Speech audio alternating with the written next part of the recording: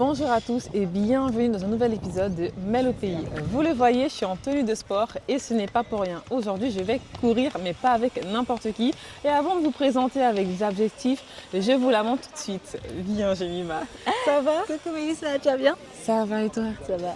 Alors dis-moi, aujourd'hui, tu m'as invité à ton entraînement. Comment ça va se passer? Alors c'est ça, je t'invite à ma séance de résistance vitesse. Donc on va d'abord s'échauffer, on va faire un petit peu de mobilisation. Et ensuite, après l'échauffement, on va commencer par des 300 et ça va être la séance du jour. Tu penses que je peux tenir la séance entière? Je pense que tu peux le faire, je suis sûre que tu vas y arriver. Est-ce que vous pensez que je vais tenir? Résultat du coup à la fin de cet épisode.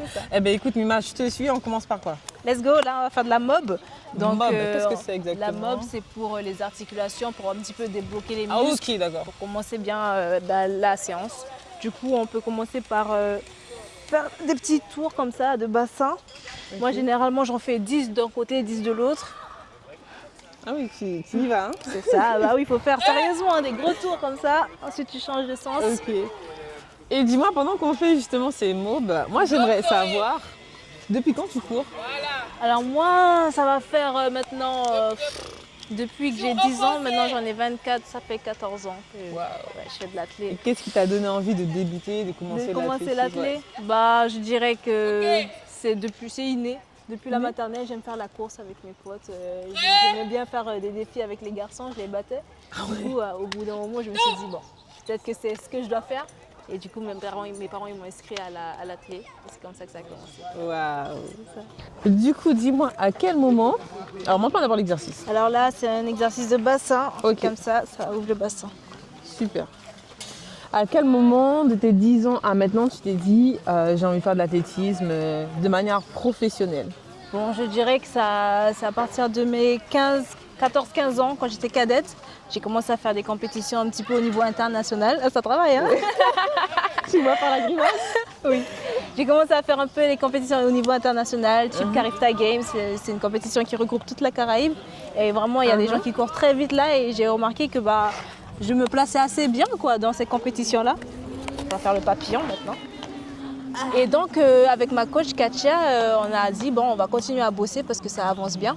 Et du coup, voilà, j'ai continué à progresser petit à petit. J'ai fait les championnats de France, je gagnais, jusqu'à ce que je me qualifie pour mes premiers Jeux Olympiques en 2021. Waouh! Oui, c'était à Tokyo. À Tokyo, c'est ça. Donc voilà, c'était vraiment un superbe aboutissement, même si c'était assez stressant dans le sens où j'avais pas mes coachs parce que c'était la période Covid. Il y avait des quotas, on ne pouvait pas ramener tout le monde. Donc voilà, c'était assez stressant. Mais quand même, j'étais vraiment contente. Vraiment, ma première grosse compétition internationale comme ça, c'était un vrai aboutissement. Du coup, voilà, c'est comme ça que ça a commencé. Et du coup, les JO, comment ça se passe quand on te sélectionne? C'est toi qui t'inscris quelque part? Non, ou c'est ta perf qui fait... C'est ça, exactement. Il y a des minima. Donc, c'est-à-dire c'est une performance qu'il faut réaliser. Moi, je faisais le 200 seulement à cette période. Donc, il fallait faire 22 secondes et 80 centièmes pour être qualifié aux Jeux Olympiques. Wow. Et du coup, moi, j'ai fait 22 secondes et 77 centièmes. Du coup, je me suis qualifiée. Et voilà, c'est comme ça que ça fonctionne.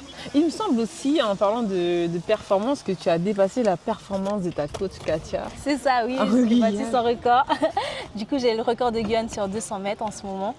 Et oui, c'était aussi un objectif à ce moment-là. C'était vraiment mon objectif de battre son record parce que j'avais envie, c'est elle aussi qui me poussait à aller le chercher. Donc voilà, toute sa programmation, c'était pour m'aider à battre son propre record et ça a fonctionné, donc je suis contente. Ah ouais, du coup c'était une grosse fierté, beaucoup d'émotions. C'est ça. Et quand tu es au Tokyo, ça se passe comment? Tu te sens quand même seule ou...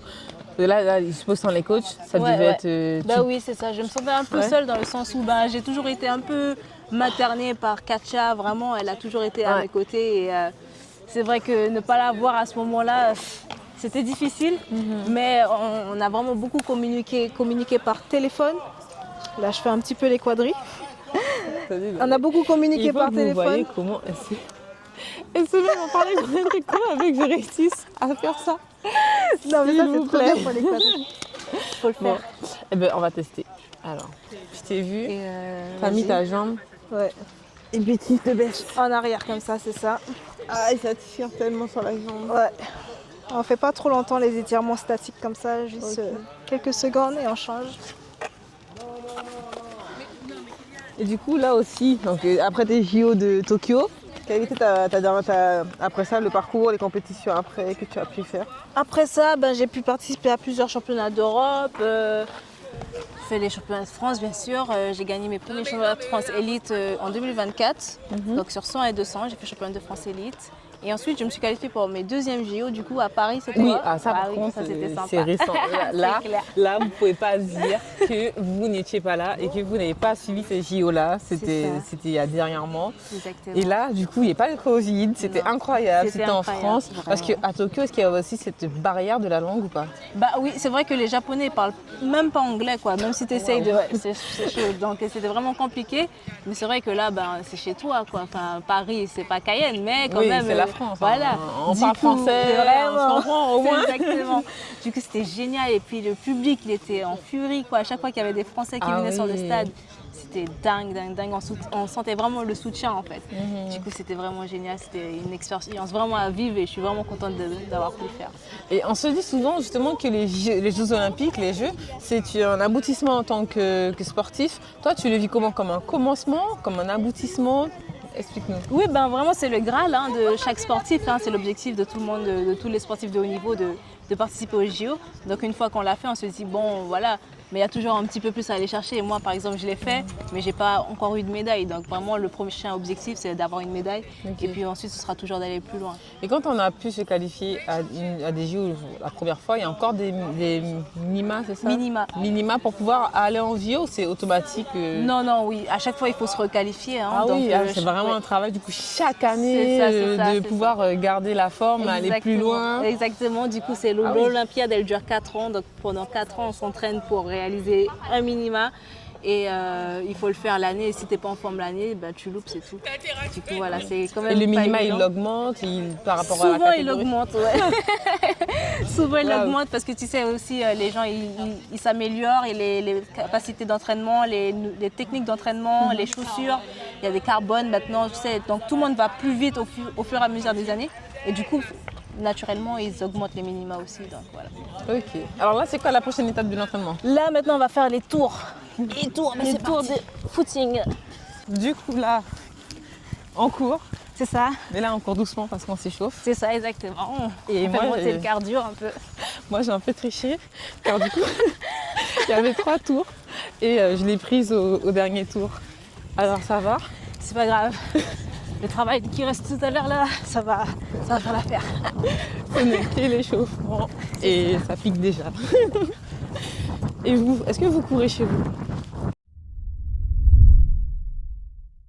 Là, on va faire un peu des étirements actifs, donc ça va nous permettre d'étirer et de préparer le muscle à sprinter. Du coup, on commence par des petits balayages comme ça. Ça étire les ischios et les mollets. Moi, j'en fais 30.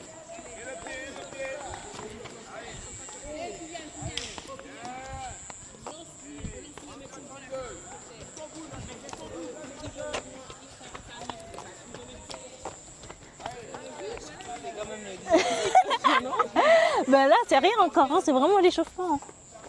Mais ça prépare le muscle. Franchement, j'ai hâte de voir la séance. T'inquiète, tu vas voir. Alors, qu'est-ce qu'on va faire là maintenant? Là maintenant, on passe aux gammes. Donc, on va commencer par des fixations. Moi, j'appelle ça des fixations en crapaud. Donc, tu fixes le genou comme ça et tu es un petit peu écarté comme ça. Du coup, c'est pour ça que j'appelle ça crapaud.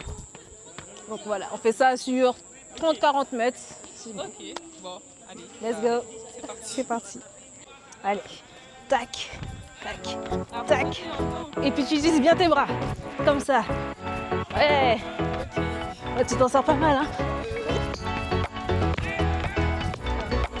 C'est ça. Ouais. T'as déjà la main là.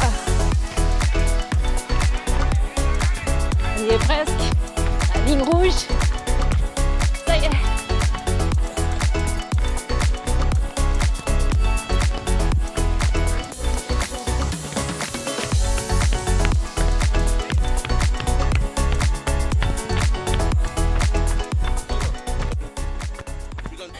Explique-nous un peu ce que tu mets là. Là, je mets ma paire de pointes. Donc, c'est une paire spécifique pour le sprint. Okay. En dessous, il y a des petits clous comme ça, tu sais, ça permet d'agripper la piste. Et on va plus vite avec du coup. Ça ressemble un peu du coup au crampon d'un footballeur. Exactement, mais pour l'athlète, c'est les pointes. Ok. Et du coup, ça c'est super important pour pouvoir. Absolument, absolument. Bah, tu verras tous les sprinteurs dans les grands championnats avec. Hein. On ne court pas avec des baskets. C'est vraiment la paire de pointes. Et il y en a différentes marques, différentes catégories. Et moi, aujourd'hui, j'ai les Jafly de chez Nike. Waouh. Et du coup, Nike te sponsorise? Exactement, je suis sponsorisée par Nike. Donc, ils m'envoient tout ce dont j'ai besoin, les tenues, les baskets, les équipements. J'ai tout, quoi. Donc, voilà, c'est top. Super. Là, je vais me mettre en short parce que les choses sérieuses commencent. Alors, le short c'est important, c'est mieux que le legging? Bah en fait, c'est juste que ça permet d'être plus libre. Tu vois, le legging, il me retient un peu. Et pour la séance que je vais faire maintenant, là, j'ai pas envie d'être retenue du tout. Parce que ça va être difficile, ça va être cardio. Du coup, là, je me mets en short, c'est mieux. Ok, bon. Bon, on attend que tu te changes. Merci. Et puis on se revoit. Du coup, dis-moi, là, on voit qu'il y a quand même d'autres personnes qui s'entraînent dans le stade. Est-ce que tu es la seule qui est au niveau professionnel et qui part aussi aux Jeux Olympiques? C'est ça, bah, en Guyane, pour l'instant, je suis la seule à être professionnelle. Donc il y a d'autres athlètes guyanais qui sont professionnels, hein, mais ils ne sont pas sur le territoire guyanais, c'est-à-dire qu'ils s'entraînent dans d'autres zones. Donc là, actuellement, je suis la seule. Et avoir participé aux Jeux Olympiques sur une épreuve individuelle, je suis la seule.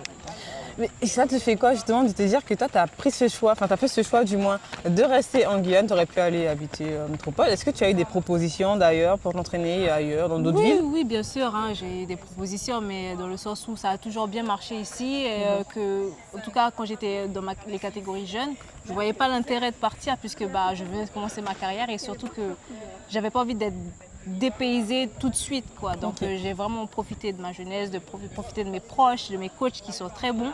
Et voilà, ça a bien fonctionné jusqu'à présent. Donc voilà, ça et dans l'avenir, tu penses que tu vas partir ou tu compenses quand même de rester? C'est envisageable, hein, franchement, c'est pas quelque chose que je réfute absolument. Donc voilà, on peut toujours aller chercher le palier supérieur, on peut aller chercher plus loin.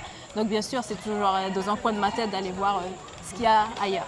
Ok, bon, c'est super. Alors là, on se refroidit pas. Non, On va sprinter, c'est ça? Exactement, on va faire des 300. Moi, j'ai pas les pointes, mais déjà, même si j'avais les pointes, tu serais loin. Alors, on va voir la distance que tu me On va mets. voir ce que ça va donner. Ok, mais on fait quoi comme sprint? 200? C'est des 300 mètres, donc c'est un petit peu aérobie. Le coach il rigole pas. Ah, les coachs, oui. Il est à fond. Donc voilà, c'est un petit peu aérobie. Donc c'est pas non plus du sprint à balle, mais quand même ça envoie. Donc, faut y aller. Alors, est-ce que tu as un conseil à me donner là, avant que je commence? Eh bien, je te conseille de bien gérer ta respiration. Ok. Et vraiment de garder un rythme régulier sur toute la course, de ne pas essayer d'y aller à fond dès le départ, mais vraiment de garder un rythme comme ça tu tiens sur le long de la séance. Alors je commence vite, je commence doucement et après je sprint. 300 mètres, c'est beaucoup quand même. Hein. C'est très lent, donc justement ne pars pas trop vite, Okay. pars sur un rythme, essaye de garder le même rythme toute la course. Okay. Donc voilà, tu pars pas trop vite, tu respires bien, bam bam bam bam bam, et puis tu vois ce que donne la première course déjà et tu pourras réguler pour la suite. Bon ben c'est parti, on y va. C'est parti.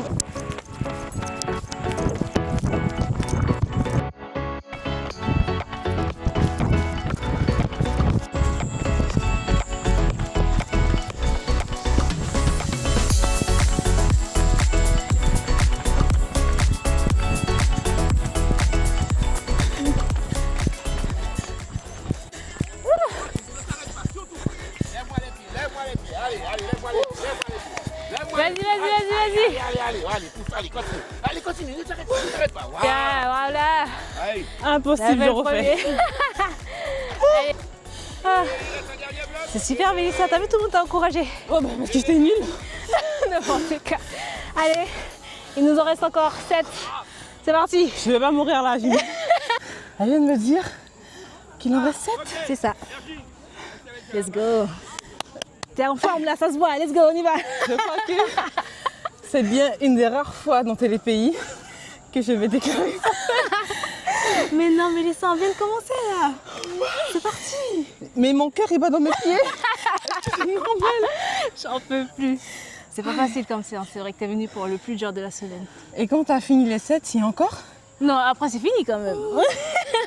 Bon allez, pour vous, je la laisse faire encore un peu et j'en fais 2 autres. Wow, let's go. Pour vous, hein. On y va. Ok, Mima, on y va. Yes. Écoutez, hein, c'est pas possible pour moi. Faut grand respect à Mima. Ça fait au moins 5 minutes que j'ai arrêté de courir. Je suis toujours essoufflée. Et là, elle va faire son départ. Son départ du deuxième 300 mètres sur les 8.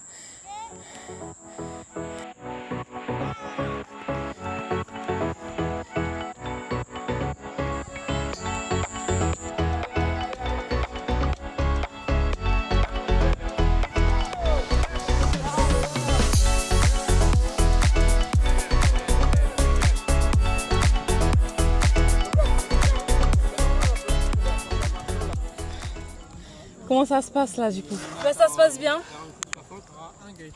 J'ai fait mon premier bloc, donc c'était 200-300 mètres. Je suis dans les temps, même le deuxième je l'ai fait trop rapidement. Du coup voilà, Trop rapidement? Oui, j'ai été 10 secondes trop vite. Ah, Mais c'est à d'accord. cause d'Estelle, parce que j'ai couru avec elle. Du coup, comme elle est sur une autre séance, j'ai tenu son rythme et c'est pas le mien en fait. Mais c'est pas grave. Je vais continuer la séance et puis ça va bien se passer. Je savais pas qu'en athlétisme on pouvait courir trop vite. Ah bah oui, non, mais c'est parce qu'en fait, le but d'une séance parfois, c'est pas forcément d'aller super vite, c'est de faire le cardio. Et là, j'ai été plus vite que ce qu'on m'a demandé, mais finalement, c'est pas grave, quoi. Si je peux tenir la séance, ça va. Tu t'entraînes pour te maintenir ou est-ce que tu as une prochaine compétition en vue? Ben là, c'est le début de la saison, donc on reprend tout ce qui est cardio, etc. Donc c'est pas pour vraiment une compétition qui sera tout de suite, mais c'est pour préparer la suite de la saison. Donc les compétitions elles commencent pas avant janvier-février, quoi. Donc là, on prépare vraiment tout ce qui est foncier, tout ça, et pour être au top le jour J. Et ça consiste en quoi une semaine par exemple? Tu fais quoi comme entraînement? Tu fais de la muscu en plus? C'est ça, bah souvent moi je suis en bi-quotidien, c'est-à-dire que je m'entraîne 2 fois par jour. Le matin je fais de la musculation, donc souvent c'est à 10h et puis on s'entraîne jusqu'à midi, midi 30. Puis ensuite on revient sur le stade l'après-midi à 16h30, 17h jusqu'à 19h30. Parfois c'est aussi des séances de plage, ça permet de travailler la pliométrie, tout ce qui est appui dans le sable, tout ça. Et aussi parfois on a des séances de côte, donc voilà c'est le travail foncier en côte. Et voilà, c'est assez diversifié, donc c'est top. Waouh! Du coup, là, c'est quoi ta prochaine compétition de la saison? Bah, elle n'est pas exactement programmée, mais tu sais, il y a plein de petites compétitions locales, donc forcément les championnats qui auront lieu en Guyane. Et puis ensuite, cette année, il y a des gros championnats comme les championnats d'Europe, donc c'est à Birmingham, c'est en Angleterre. Et aussi, il y a les championnats du monde Ultimate et les championnats du monde de relais. Donc voilà, ce sont les 3 grandes compétitions que je vise. Ok, super. Et en Guyane, tu concours quand même, tu gagnes tout le monde, non? Oui, c'est vrai que c'est vrai que je gagne souvent en Guyane, mais c'est vrai que parfois il y a des grosses compétitions comme les Jeux de Guyane qui ont été organisés en 2024, où il y avait vraiment de la compétitivité parce que c'était international, des gens d'autres pays sont venus. Bon, j'ai quand même gagné, c'est vrai, mais il y avait de la compétition, donc c'était génial. Waouh! Donc, ouais. Et moi, je te fais le dernier avec toi. Hein. C'est ça. C'est parti. Let's go. Allez, allez. Oui, 28-30. Allez. 31-66. Là maintenant, je me retrouve avec Gaëtan, le coach dont Mima nous parlait. Bonsoir Gaëtan. Bonsoir. Ça va? Très bien. Alors ça consiste en quoi d'être le coach de Mima? C'est de l'accompagner sur sa planification d'entraînement. C'est de l'accompagner aussi en dehors de l'entraînement, puisque nous avons 2 liens très étroits. Les conseils et puis échanger surtout sur la pratique, sur notre foi et tout. Et en tous les cas, que cette communication, qu'elle soit permanente, qu'elle ne soit jamais brouillée. On peut ne pas être d'accord sur certaines choses, mais elle n'est jamais brouillée. Et c'est ce qui fait qu'on parle de relation entraîneur-entraîné. C'est une relation qui est saine et qui est aussi basée sur l'atteinte de ses objectifs. Moi, je suis à sa disposition pour qu'elle atteigne ses objectifs. Ce sont des objectifs sportifs, mais aussi scolaires dans la vie aussi. Et puis, je suis plus âgé. Donc il y a une certaine aussi expérience, des conseils. Voilà, le grand frère et tout, quand elle a besoin de se confier, quand ça ne va pas. On peut aussi communiquer avec le visuel. On arrive souvent à communiquer. On a tellement développé la communication que parfois, ne serait-ce que dans les yeux à distance, je sais ce qu'elle pense, ce dont elle a besoin. Et ça, c'est aussi important. Et ça, c'est dû à, je dirais, ça va faire déjà plus de 2019, hein, on est 2025. Ah oui, wow, quelques années déjà que vous êtes son coach. Quand même, oui, bien avec Katia. Et, Katia, elle a commencé d'abord avec Katia, et puis en 2019, voilà. Mais voilà, je pense que je sais où tant que je peux être naturel. C'est une fille très naturelle, qui a besoin de communiquer, mais qui a aussi besoin de son espace, parce que je la trouvais au début un peu solitaire, mais c'est pas de la solitude en fait. Elle a besoin de gérer son espace, de ne pas avoir du monde à côté. Et ça, il faut savoir respecter ça. Et comment vous la sentez, vous, dans son travail? Non, c'est une perfectionniste. Elle a toujours faim, elle veut toujours. Et je pense que c'est aussi ce point de caractère que nous avons tous les deux. Elle est jamais satisfaite. Mais c'est pas dans le sens où elle veut toujours mieux faire, elle est toujours disponible. C'est pas quelqu'un qui va se plaindre et tout. J'ai jamais connu qu'elle veut pas. D'ailleurs, même parfois, je suis obligé de la temporiser un peu. Ah oui, parce que pour elle, il va tout le temps. Mais je pense que ce sont des caractéristiques de champion en fait. Ok. Et c'est vrai que les jeux, on avait misé beaucoup.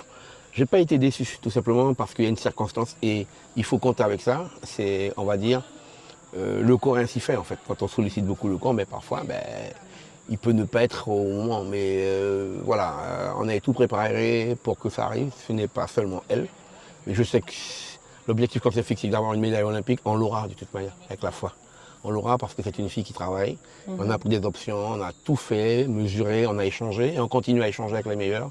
On va à la rencontre des meilleurs et puis on va chercher les moyens supplémentaires. Les jeux, c'est qu'une étape. Elle a eu les premiers jeux en 2019 alors qu'on ne s'y attendait pas, post-Covid, même si ça ne faisait pas partie d'un objectif. Mais 2024, ça a été un objectif d'aller au jeu. C'est pas seulement d'aller au jeu, mais c'est bien d'aller rentrer en finale et vous savez qu'en finale, tout peut se passer. 2028, elle est encore jeune, hein, mais elle a encore une Olympiade encore dans les jambes.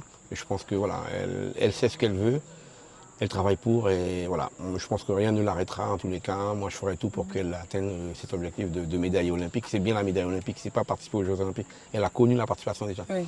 Donc c'est bien la médaille qui fait rêver tout le monde. Et quand on est médaillé olympique, après, on peut tout arrêter. Mais bon, elle a été médaillée européenne, mondiale. Il lui reste que la médaille olympique en fait. À aller chercher. Comment vous, en tant que coach, vous vous positionnez sur les infrastructures et ce qui est mis en place pour les champions mondiaux? Moi, je pense que je me suis battu pour que effectivement les athlètes aient ce qu'on appelle une attache en Guyane. C'est vrai qu'on n'a pas toute l'expertise. Bon, à un moment, on a réclamé des moyens d'infrastructure, on les a. Après, on a réclamé des coachs diplômés. J'ai été l'un des premiers à être parti, à être revenu. On a eu d'autres qui se sont formés, qui sont revenus. Il y a d'autres qui ne sont pas revenus. Et puis l'échange en fait. On n'est jamais replié sur soi-même. Et aujourd'hui, nous, ce qu'on a essayé de faire, c'est d'aller chercher, d'aller être au contact des meilleurs. On est allé en Jamaïque, là on ira aux États-Unis. Wow. C'est cet échange. Et puis toute la périphérie, avec des expertises au niveau du suivi médical, de la récupération, préparateur mental, préparateur physique, et tout. Donc voilà un petit peu, c'est ce qui est important aujourd'hui. Mais c'est vrai qu'elle aura sa base ici, comme on l'a toujours fait. Et après, on va en Europe, on va aux États-Unis, au Jamaïque, aller chercher l'expertise qu'il nous faut en fait. Voilà. Mais en tous les cas, moi je milite effectivement pour que les jeunes aient une base ici. Elle avait un double projet parce qu'elle faisait des études, des hautes études et au sport de haut niveau qui n'est pas donné à tout le monde, mais c'est un choix aussi. Oui, c'est une fille très ambitieuse. Voilà. Est-ce que vous pensez en tant que coach qu'il y a d'autres Mima derrière, des jeunes qui ont l'ambition aussi? Mais à condition effectivement qu'ils veulent effectivement se... Attendez. Ouais. Il envoie le top départ. Ouais. À condition qu'ils veulent effectivement, déjà s'investir, c'est une question d'investissement. Et ne pas se disperser, parce que Mima, elle fait que l'athlétisme, l'école, elle a le temps de s'amuser. Ah oui, on nous a dit c'est quand même 2 entraînements par jour. Ah oui, 2 entraînements par jour, et soutenu. puis partir dehors de chez soi, 3, 4 mois, 5 mois. Ça, c'est quand on s'investit, on n'a pas peur de s'éloigner, même si parfois sa famille lui manque, son environnement lui manque, mais elle sait que c'est pour un moment. Et c'est une joie aussi de revoir et de savoir que la famille, on pense à soi, qu'on crée les conditions, effectivement, pour qu'elle ne soit pas seule. Elle est jeune mais mature. Oui, tout à fait, très très mature. Wow. Go, go, go, go, go, go, go, go, go, go, go. Allez. Oui. En direct. Allez Mima, les bras. Incroyable. Allez Mima, allez. Et voilà. Ok. 46, allez Estelle. Oh. 48, 40 Estelle sur le dernier, super. Est-ce que vous avez un conseil à donner aux jeunes qui veulent se lancer dans l'athlétisme à haut niveau? Bon, déjà venir pratiquer la compétition régionale. Et puis leur donner des conseils, parce que la pratique, on peut avoir des qualités, par contre si on n'est pas investi, si on ne veut pas se consacrer, parce que Mima, c'est, on va dire, sa vie c'est l'athlétisme et tout. Ah ouais, excusez-moi. Ouais. C'est ça le métier de coach. Oui. Il faut Campoché. partout. Ouais. Hop. Oui, allez, à plus, à demain.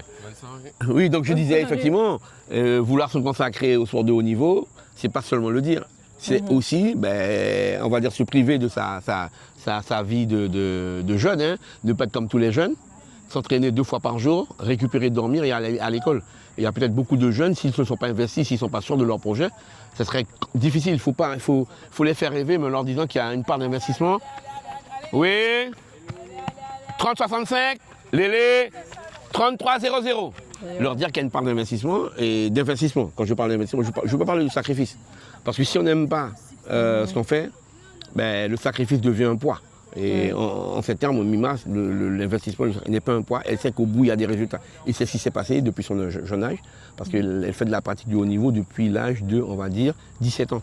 Waouh. Elles vont avoir 25 ans, 24 ans, et il lui reste encore des années. Donc la question de ce que je veux faire, comment je veux m'investir, le niveau de motivation, quand j'ai un objectif, quel niveau d'investissement je suis prêt à mettre en place pour atteindre ces objectifs. Il faut leur expliquer ça.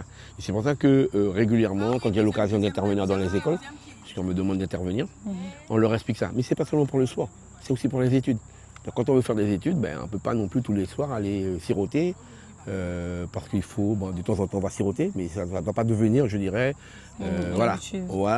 Et puis après, chaque fois qu'on peut s'investir, chaque fois qu'on a du temps effectivement pour travailler, pour optimiser ce qu'on peut faire, on le fait. On ne se dit pas non, c'est parce que je suis jeune et tout, donc voilà. Je pense que c'est un choix.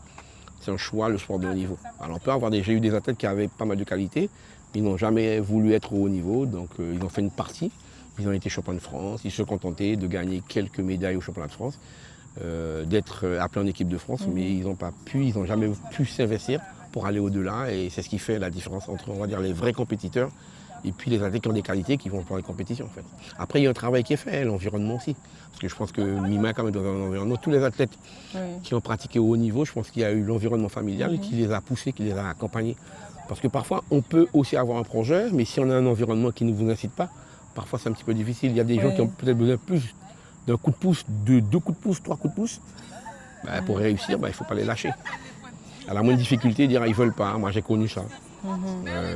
J'ai eu des athlètes, effectivement, il fallait quitte à me fâcher, parfois les mettre dans certains défis pour voir comment ils allaient réagir, les faire sortir de leur zone de confort. Et ça a marché, mais il y a d'autres ça n'a pas matché. Mais pour d'autres, on a besoin de cette approche psychologique, psychosociale. Moi, j'ai connu ça. Puis parfois ça passe, parfois ça passe pas. Ouais. Allez, dernière question. Après, je vous laisse finir l'entraînement de Mima. Est-ce que ça vous est arrivé de devoir relever Jemima Joseph d'un down, dans vraiment un coup de mou, où elle avait envie d'arrêter, où elle avait besoin vraiment, limite au burn-out.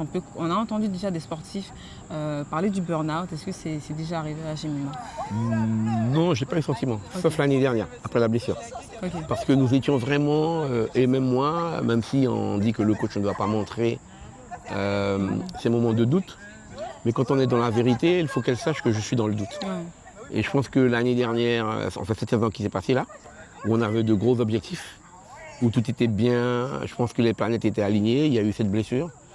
Et Mima, alors on va dire, il y a 2 ans avant ça, elle n'a pas pu participer à ces championnats du monde, dans les mêmes circonstances. Donc ça veut dire que vous êtes dans un schéma où vous dites, oh, il y a le fameux cycle, mais il faut sortir du cycle. Et là, ça a été beaucoup plus long.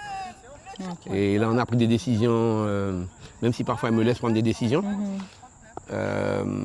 Mais quand on prend des décisions, pas seulement pour la rassurer, c'est aussi pour qu'elle se dise, la décision que j'ai prise, c'est la meilleure des décisions du moment.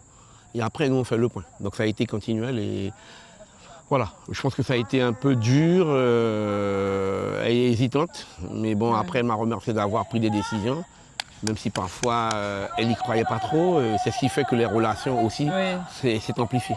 Voilà. Et je pense que c'est cette confiance qu'elle a en moi. Et j'ai pas le droit, même si parfois je doute, j'ai pas le droit de ne pas apporter la réponse qu'elle attend en fait. Mais avant ça, non, pas du tout. Donc, comme c'est une conquérante, elle sait rebondir et tout, elle a la foi, on prie ensemble, on discute, on échange ensemble.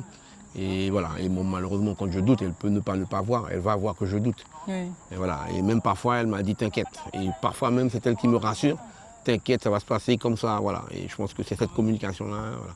Mais c'est vrai, mais je ne l'ai jamais vue en situation de burn-out. Je pense pas qu'elle va atteindre ce niveau-là. Je pense qu'elle est bien entourée. Elle a une expérience et tout, et voilà. Après, c'est pas de la. Comment dirais-je comment je vais utiliser ça? Je ne veux pas dire qu'elle ne. Je pense pas qu'elle le sera. Elle est toujours dans de bonnes conditions. Les conditions qui sont mises pour qu'elle ne le soit pas. Voilà. Ça, je pense qu'elle est issue d'une famille aussi, une éducation. Voilà, je pense que. L'environnement joue beaucoup. Voilà, c'est important. Je pense que si jamais elle aurait été dans cette. C'est qu'il y a un élément, je dirais, un élément de la chaîne qui serait brisé, ce serait compliqué d'aller savoir quel type d'élément. Mais je pense pas, non. Elle va avoir des moments difficiles, comme je vous l'ai dit. Mais à part, et puis elle oublie vite. On remet à zéro le compteur et puis on repart. Bon, c'est super. Écoutez, merci beaucoup. Merci beaucoup. Merci. Et puis on retrouve Mima, du coup, qui est en train de terminer juste derrière. Bon, je l'ai prise entre deux parce qu'elle a encore deux tours à faire et j'avais dit que je la rejoignais à la fin. Donc là, du coup, ce sont les deux tours où je te rejoins. Exactement. Et moi, je la rejoins aux 100 mètres. J'ai triché un peu. Donc on va voir si quand même il y a 300 mètres qu'elle fait. Si moi, en la rejoignant aux 100 mètres, j'arrive à être un peu près d'elle. Un petit challenge pour moi. Mais avant ça, du coup, j'ai quelques questions à te poser. Est-ce que tu as un régime particulier? Alors, j'ai pas de régime particulier, je mange un petit peu de tout. Donc, je fais attention quand même à pas trop grignoter, à pas manger trop gras, les fast-food, des choses comme ça, surtout lorsqu'il y a les périodes de compétition qui approchent. Mais sinon, je me retiens pas plus que ça, je mange un peu de tout. Mais tout tu ce qui est pèses pas local. tes aliments. Voilà, je compte pas les calories, tout Ok. ça, je pèse pas le poids de mes repas. Du coup, voilà, je me fais plaisir. Ok. Et j'aimerais aussi savoir, est-ce que ça t'est déjà arrivé d'avoir un moment où tu avais envie d'abandonner un down Qu'est-ce qui t'a motivé à continuer? C'est ça, bah oui, bien sûr. Hein, dans la carrière de chaque sportif, il y a des moments où il y a des coups durs. Donc moi, je dirais surtout que c'est les blessures.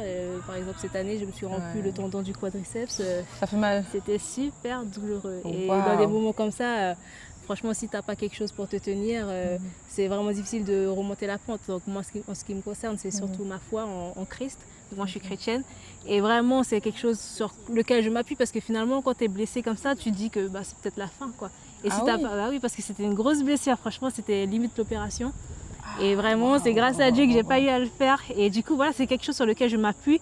Et c'est vraiment, je me dis, ça va aller, quoi. Parce que dans ma foi, ça dit que ça va aller à partir du moment où tu t'appuies sur ta foi.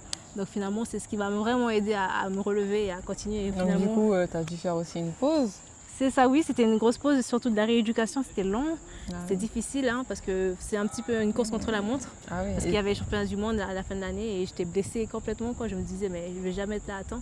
Je me suis vraiment reposée sur ma foi et finalement j'ai pu le faire, donc je suis vraiment contente. Ah, c'est super. Oui. Eh bien écoute, est-ce que tu as un petit mot à passer aux jeunes qui te regardent et pour qui tu peux être un modèle, une source d'inspiration, qui veulent être comme toi aux Jeux Olympiques quand ils grandissent? Moi, je dirais de croire en vous, de croire en vos rêves et de faire confiance à vos capacités et surtout de travailler très dur, de ne pas vous reposer sur vos lauriers. Vraiment, moi, je suis quelqu'un, depuis toute petite, je m'entraîne très dur, même si j'ai toujours eu des capacités, j'ai toujours été rapide, mais je me suis toujours entraînée très dur. Je ne trichais pas aux entraînements, je faisais ce que mes coachs me disaient. Et vraiment, je pense que c'est ce qui m'a apporté là où je suis, en complément de tout ce qu'il y a autour, bien sûr. Mais voilà, je vous dis de travailler, croire en vos rêves et vous allez y arriver. Bon, ben super. Donc là, du coup, il te reste les 200-300 mètres. Moi, je te ça. rejoins aux 100 mètres. Et on voit comment On voit comment finit la ça se séance. donne, c'est ça, Bon, ben, exactement. écoute, c'est parti Let's alors. go.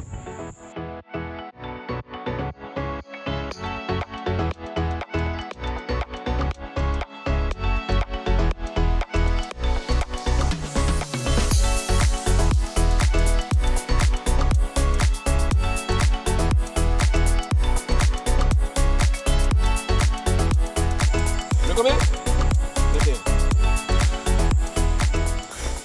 Est-ce qu'elle peut s'accorder des vacances quand même? Oui, il faut, elle en a besoin. Ouais. Elle a eu un peu de vacances, parfois elle partait. Je pense que bon, comme elle était restée longtemps, elle avait un plan pour partir avec ses copines et tout. Mais en règle générale, elle part toujours avec sa famille, ses copines, son frère et tout. Important. Ah oui, c'est ce que je disais en fait. Il faut être déconnecté un peu, parce qu'elle en a vraiment besoin. Ne pas parler de l'athlétisme et tout, parce que bon, parfois, il faut se recharger autrement. Voilà, donc il faut savourer, d'ailleurs c'est ce que je dis. Là, on fait des sorties, et dernièrement on est allé du côté de Yapoké, bon, même si c'est des courts moments comme ça, où on ne parle pas de l'athlétisme, on fait tout ce qu'on a à faire et tout, donc, et on en a besoin. Alors cette année pas suffisamment, mais bon. Ah, mais comme elle va devoir partir. Elle en repart? Elle m'a dit en janvier, c'est ça? Ouais. C'est quel championnat? Alors, pas les championnats, en préparation. En préparation, ok. On a eu un projet, voilà, on devait partir aux États-Unis, aux States là, et voilà. Wow. Et puis le projet, ouais.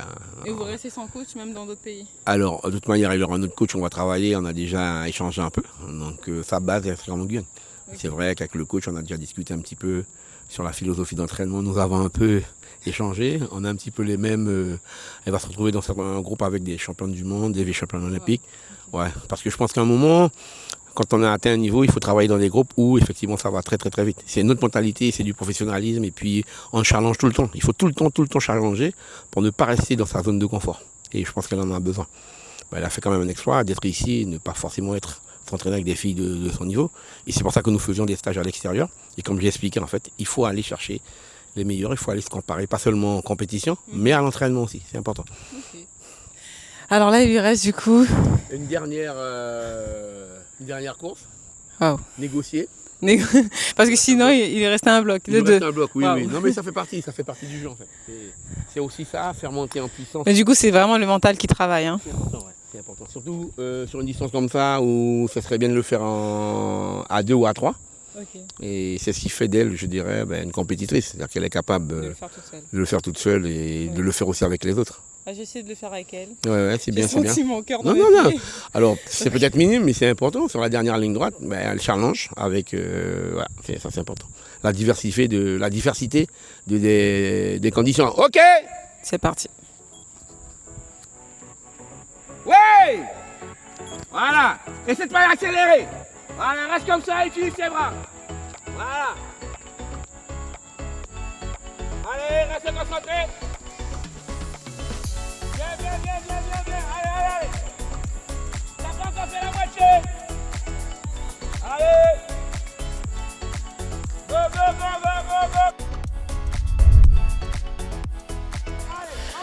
Et là maintenant on entend les encouragements du coach, mais aussi des participants qui sont restés. Le dernier c'est dur pour elle car elle voulait vraiment les négocier. Donc on l'encourage. Allez Mima. C'est vraiment dans le mental maintenant. Elle y est presque. Un entraînement quand même assez assidu. Waouh Mima. 52, 53.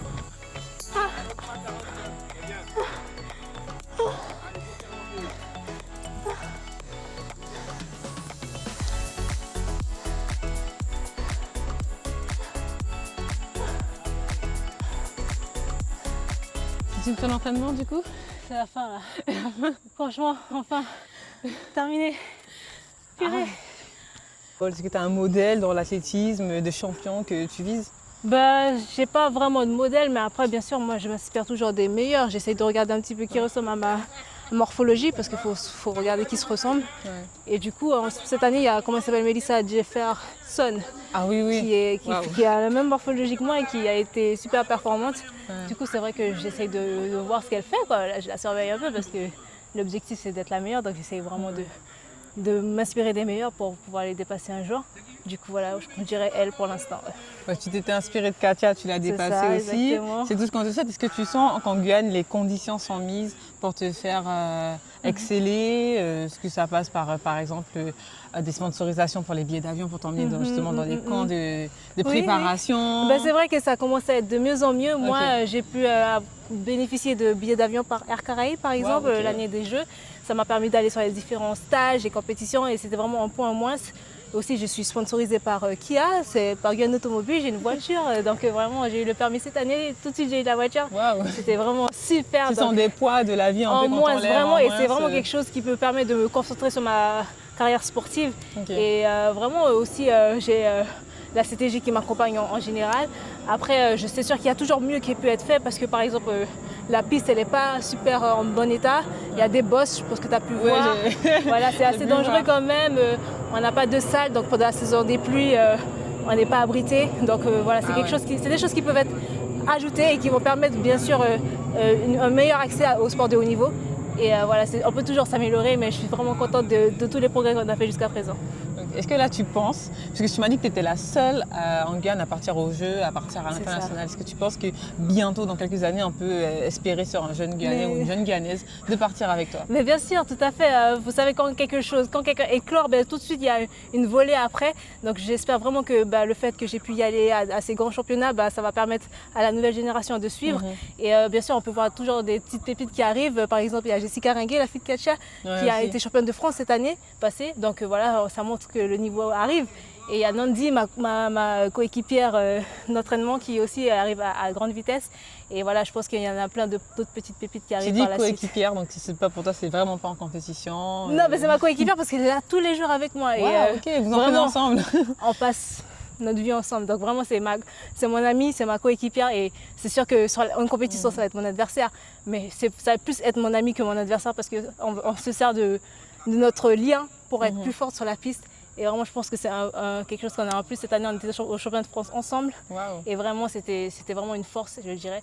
Donc ça fait du bien d'avoir quand même ma coéquipière sur les compétitions, même si c'est mon adversaire pour de la compétition. Mais c'est une force en plus. Donc c'est aussi une qualité. Et d'ailleurs, en parlant de qualité, est-ce que tu peux me citer 3 qualités pour toi qui représentent du coup L'athlétisme, ouais. je dirais c'est la résilience, vraiment la résilience, l'espoir, vraiment croire en soi. Et ensuite, je dirais l'excellence parce qu'il faut vraiment perfectionner la position, perfectionner la technique pour pouvoir aller le plus vite possible. Waouh, bah écoute, sur ces belles paroles, je vois aussi que tu es soufflé car tu viens de finir. Alors je te remercie vraiment de m'avoir permis d'assister à ton entraînement. C'était génial. Et du coup, m'a fait aussi courir avec toi. J'ai pas tenu. Non, On se demandait au début si j'allais tenir ou pas. On va te recruter là, franchement, je trouve que c'est pas mal. Oui, il y a des qualités. Par contre, 2 fois par jour, on va éviter. Allez, on va commencer doucement 1 fois par jour. 1 fois par semaine même. Arrête. Ok, merci vraiment Mima. Merci et puis on se donne rendez-vous quand pour le pour la prochaine compétition, championnat d'Europe, cet été. Cet été. C'est ça, voilà. on se voit là. Le rendez-vous est lancé. C'était Jemima Joseph. Merci beaucoup. Merci. Et vous étiez sur Mel au pays.